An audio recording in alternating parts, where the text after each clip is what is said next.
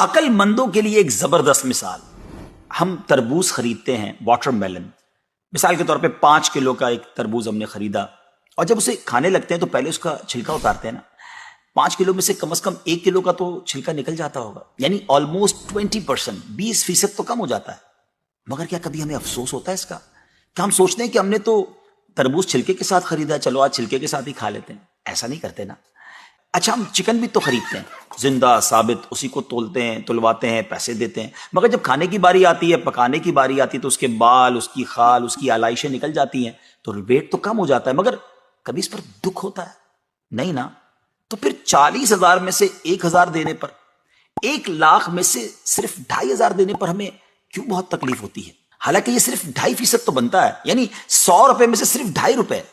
یہ تربوز، کیلے، آم اور مالٹے کے چھلکے اور گٹلی سے تو بہت کم ہے نا.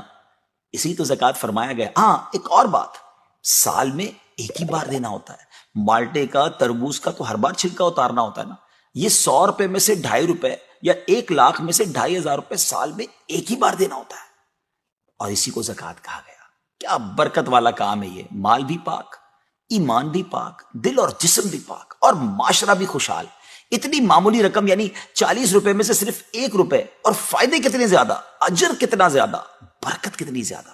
تو اب اپنی زکوٰۃ ہم نے پوری دینی ہے.